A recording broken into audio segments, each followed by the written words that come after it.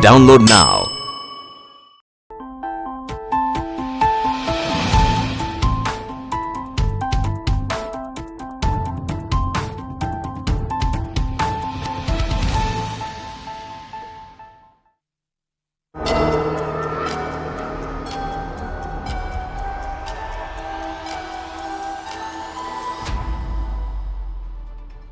The following content may contain visuals that are disturbing, graphic, or sensitive in nature. Viewer discretion is advised. This material is intended for mature audiences and may not be suitable for all viewers. Please exercise caution while watching, and if you find such content distressing, we recommend discontinuing viewing. This disclaimer is provided to ensure awareness and to prioritize viewer well-being. Hello and a very warm welcome. Thanks for tuning into News 9 Live. The top focus this news hour, we're taking you across to that West Asian conflict. It's day 55 in the war between Israel and Hamas. Let's get you the latest updates from the war front first on your screens here, ladies and gentlemen. Now, Israel's military has announced, and it's important that you take a note of this, Israel's military has announced that a truce with Hamas will continue, quote unquote, in light of the mediators' efforts to continue the process of releasing hostages. Earlier, the Israeli Defense Forces were heard saying that with an additional 10 hostages that are going to be released by the Hamas, an additional 24 hours of truce is going to take shape. Meanwhile, 16 hostages were released in the 6th batch of the hostage swap that took place late last night. In the latest swap, it includes about 12 Israelis and 4 Thai nationals, 2 dual nationals also amongst those foreign nationals. And on the other hand, you've got 30 Palestinians and these Palestinian prisoners that are going to be freed, which include 16 minors and 14 women. In totality, 70 Israelis that have been left by Hamas. On the other hand, 210 Palestinian prisoners that have been freed by Israel. Now, Hamas says what is being proposed to extend the truce is actually not the best, but this is what we picked up. The IDF has put out that tweet. We will show it to you later on as well. But just like I've mentioned before, a total of 70 Israelis and 200 Palestinian prisoners have been released so far in part of these various swap deals, various hostage release deals. Now, talking about aid, because aid was one of those prerequisites for this truce to continue. 1,400 plus aid trucks have been let into Gaza in total in the last 55 days. That number was minuscule in the earlier days. Now, more and more aid trucks are trickling down inside the Gaza Strip. In terms of death toll, 14,854 Palestinians have been killed since October 7th. About 6,150 are children. This even as the Palestine Red Cross Society on its own has delivered another set of 21 trucks in terms of aid relief inside the Gaza Strip. Well, whatever is left of the Gaza Strip now.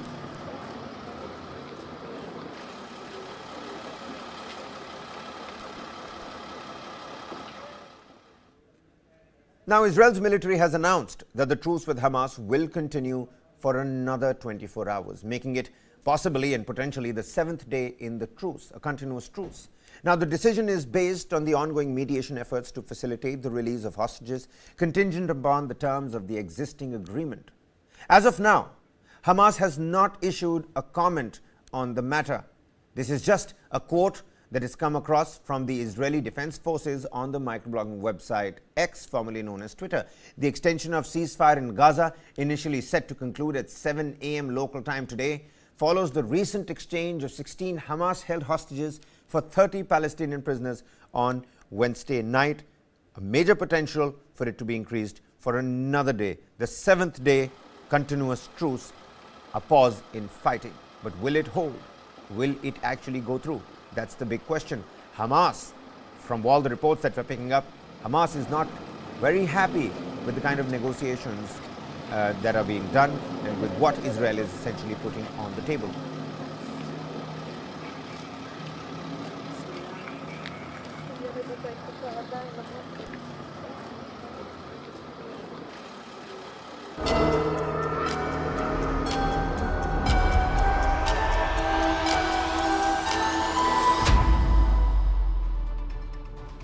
Meanwhile, shifting our focus to some other international updates, and this one being just a little bit important. Henry Kissinger, the Nobel Peace Prize winner and influential figure in United States' foreign policy, passed away on Wednesday at his Connecticut home, as confirmed by Kissinger Associates, Inc. Now, despite being the age of 100. Kissinger remained active, engaged in various activities, including attending White House meetings, publishing a book on leadership, and providing testimony on North Korea's nuclear threat before a Senate committee. Take a look at this. Kissinger had a hand in many epoch-changing global events in the 1970s, including the Vietnam War, the diplomatic opening of China, landmark US-Soviet arms control talks, and expanded ties between Israel and its Arab neighbors. Also, there's a Chinese angle at play over here as well. Kissinger had been considered to be the first American official to enter China since the year 1949. His secret trip in the year 1971 to China changed the face of United States and China's relations. The US diplomatic ties with China was a significant hallmark of Nixon presidency, and his secret trip resulted in Nixon's presidential trip to China in 1972. The trip was possible as the United States kept sending feelers to China through Pakistan, and Kissinger chose three people to go to China with him on a secret trip. So it's not just about United States' foreign policy, but Kissinger, ever since 1949, and then those secret trips led to Nixon going to China in 1972 as well. The United States' administration made an announcement that he would visit Vietnam, Thailand, India, and Pakistan. And he kept on sending those feelers, like we're putting it out there on the screens. The game plan was to go off secretly to Beijing from Pakistan. He pleaded illness and said was going to a Pakistan hill station to recuperate. However, Kissinger came down with a real stomachache when he was actually in India. Now, Kissinger left for China from Pakistan when he was actually not well. And in China, US group discussed with Zhou Enlai for 17 hours, and China invited President Nixon to visit the country, changing the Cold War era history once and for all. Now, let's take a look at Kissinger's role in Vietnam. We've already seen what he's done for the United States in terms of European politics, in terms of Chinese politics. What did he do in Vietnam? Kissinger had been one of the most powerful NSAs of United States. Kissinger was accused of prolonging the Vietnam War by influencing United States' policies in Indochina during Kissinger's tenure. US dropped 9 billion pounds of ammunition in Indochina. In the year 1971, Kissinger had secret meetings with Vietnam's Le Duc Tho. The meetings eventually led to Paris Peace Accords, and the peace accords called for an end to United States' involvement in Vietnam. Now, Kissinger managed to withdraw more than 500,000 US troops out of Vietnam. However, the peace accord collapsed, and South Vietnam government with it. He was given the Nobel Peace Prize for his efforts, which was considered to be very controversial. His detractors say he only led Southeast Asia into further turmoil.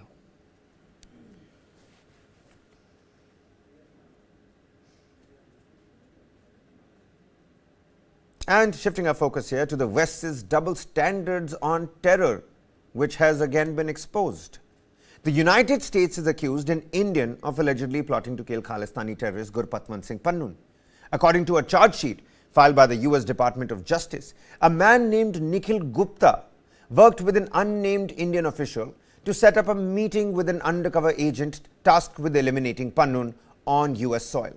The indictment reveals that the plot to assassinate Gurpatwant Singh Pannun was orchestrated by an employee of an Indian government agency, a self-identifying as a senior field officer responsible for security management and intelligence. This particular individual claims to have served in India's Central Reserve Police Force, receiving training in battlecraft and weapons. Referred to as CC-1 in the indictment, this government employee recruited Nikhil Gupta in May to carry out the assassination. It also said that Gupta contacted an individual that he believed to be a criminal associate to help find a hitman to carry out the killing. But the individual actually was a confidential source working with the DEA. The confidential source then introduced Gupta to a purported hitman, but the individual was actually a DEA agent as per the indictment as well. It is being alleged that a payment of $100,000 was to be made for the job. The Ministry of External Affairs back at home says it takes the charges seriously and has set up a high-level probe panel to examine the entire issue. Gurpatwan Pannun holds dual United States and Canadian citizenship and had very recently threatened to bomb an Air India flight as well. The NIA has filed a case against him in that particular matter.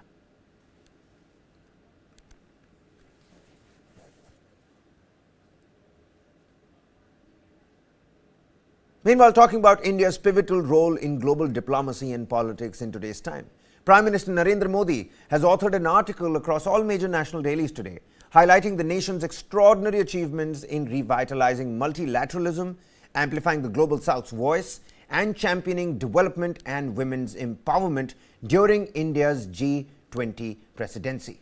As Brazil prepares to take over the presidency from India, Prime Minister Modi expressed confidence that India's contributions will resonate for years, emphasizing the inclusive ambitions and action-oriented approach outlined in the New Delhi Leaders' Declaration. Some of the quotes of this particular article that has been put across all major national dailies, it says, India achieved the extraordinary during G20 presidency. The Women's Reservation Bill really exuberates confidence in how we don't want just women empowerment, we also want women-led empowerment. Now, reflecting on the challenges faced during India's G20 chairmanship, Modi underscored the need for a fundamental reform of multilateralism, advocating for prioritization of collective aspirations over the interests of a few. India's unique Voice of the Global South Summit, it signified a new era where developing countries actively shaped the global narrative, reinforcing the commitment to inclusivity and marking the G20 presidency as a quote-unquote people's presidency of the world's largest democracy. India's G20, a leadership, a presidency for the world. Now, in addressing critical global issues, it includes climate justice, gender equality, and development financing. Prime Minister Modi also outlined India's pivotal role in global politics, from the successful completion of digital public infrastructure and its entire repository to advocating for trillions of dollars in development financing. India emerges as a driving force in global technological collaboration and sustainable progress. The focus on humanitarianism over hostility and the dedication to women-led empowerment and development exemplify India's impact and its leadership during the G20 presidency.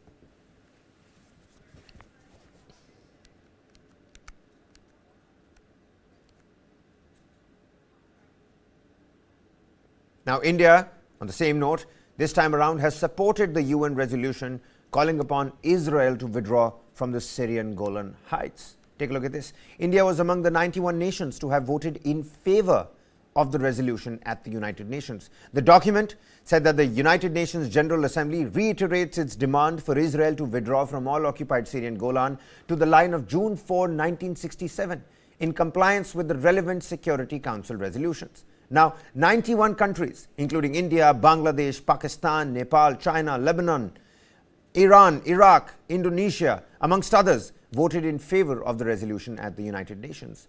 Meanwhile, you had 8 countries, namely Australia, United Kingdom, US, Palau, Micronesia, Israel, Canada, and Marshall Islands, that voted against this resolution that called on Israel to withdraw completely from the Golan Heights.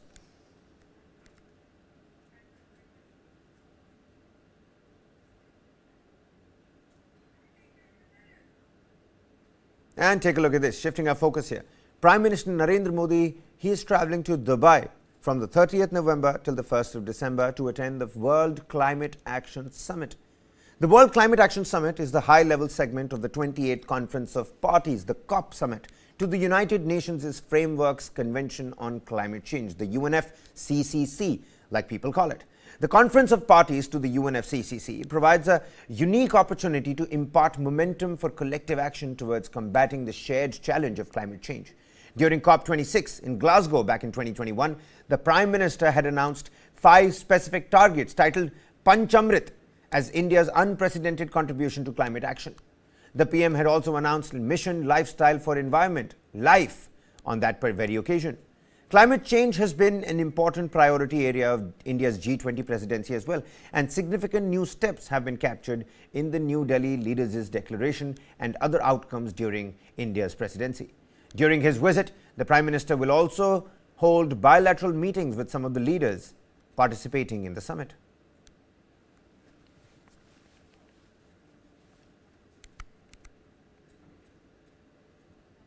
And at the Conference of Parties, COP28, the primary challenge is the global stocktake, where nations worldwide convene to evaluate efforts in combating climate change. The focus on assessing past actions and charting a course to limit global warming to 1.5 or 2 degrees, as agreed in the Paris Agreement. Acknowledging the current trajectory falls short, COP28 aims to formulate a comprehensive plan to guide countries towards meeting these crucial climate goals. It's important to take a look. Here are the key issues countries will discuss at the COP28 Climate Summit in Dubai. The biggest task facing COP28 is the global stocktake. That's the name of a process where nearly all countries in the world get together and assess their progress towards tackling climate change. They'll look at what they've already done and what they need to do to get on track to limit global warming to 1.5 or 2 degrees, which countries agreed to do under the Paris Agreement. Countries already know they're not on track for either of those goals, so the task facing COP28 is to get together a plan to bring countries towards those targets. One of the toughest issues facing the COP28 talks is the future of fossil fuels, and countries will discuss whether to agree for the first time to phase out the use of coal, oil and gas. Around 80 countries are heading to COP28 asking for a deal on phasing out fossil fuels, including the US, the EU, and climate-vulnerable small island states. However, other countries are opposed. The G20 failed to agree on this issue at a meeting earlier this year, and countries including Russia have publicly said they will oppose a phase-out deal. The issue is particularly prominent at this year's COP because COP28 takes place in the United Arab Emirates, a major oil producer. The head of the climate talks this year, Sultan Al Jaber, is also the head of the country's oil and gas company. To phase out emissions. But countries are waiting to see if he will push other oil-rich nations at COP28 to agree to a fossil fuel phase-out. Finance is a major issue at every UN climate summit, and it's particularly high on the agenda at COP28 because there countries will try to launch a new climate damage fund to help vulnerable countries with the costs they're suffering from climate impacts. The EU and the US have both said that they will contribute to this fund at COP28, but how much, we don't yet know. They are also pressuring countries like China and the UAE to also contribute to the fund. Other issues countries will discuss at COP28 include pledges to triple renewable energy this decade and what role carbon capture technologies should play in meeting climate goals. Those were some of the key issues, and from all the visuals that you saw, well, climate change is certainly real. But what are the key players involved? At COP28 in Dubai, nearly 200 nations are going to converge, each with its unique agenda. Who are these key players? We'll take a look.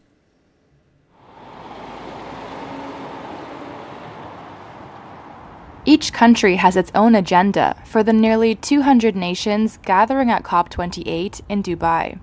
And finding consensus is a challenge, as UN climate negotiations need unanimous support to pass. Here are some of the climate summit's main players and what they're looking for. China, the world leader in both clean and dirty energy. It's responsible for 30% of annual global emissions, making it the world's biggest greenhouse gas emitter. But it also has more renewable energy capacity than anywhere else. China has been feeling the impacts of climate change through heat waves, floods, and extreme drought. Despite having the world's second largest economy after the US, it sees itself as a developing nation in climate talks and argues wealthy, developed nations like the US should move first and fastest in policy and finance. It's part of the bloc of basic countries alongside South Africa, Brazil, and India, who argue the same. The United States is the world's second largest emitter. It comes to COP28 a year into rolling out a $369 billion plus subsidy package for electric vehicles and other green products. Its Inflation Reduction Act is expected to triple the country's clean energy capacity by 2030. But U.S. delegates will face pressure at COP28 after Washington pledged no new climate cash to the United Nations this year. It supports a COP28 deal to phase out CO2-emitting fossil fuel use, despite being the world's biggest oil and gas producer. The 27-country European Union is among the most ambitious. The bloc, along with the US, is pushing to triple renewable capacity. It also aims to end new coal-fueled power plants, phase out fossil fuels, and power electricity grids with renewable sources in the 2030s. African countries are pushing for climate finance to speed up green energy projects. But not everyone's on the same page. Some, like Kenya, Ethiopia, and Senegal, have backed calls for phasing out fossil fuel production. Others, like Mozambique, want to develop their reserve of gas to capitalize off European gas demands. But they do agree that any deal on phasing out fossil fuels must allow poor nations to develop reserves in the short term to alleviate energy poverty. And with that, it's a wrap on this edition of Top Stories. Lots more continues right on the other side. Don't go anywhere.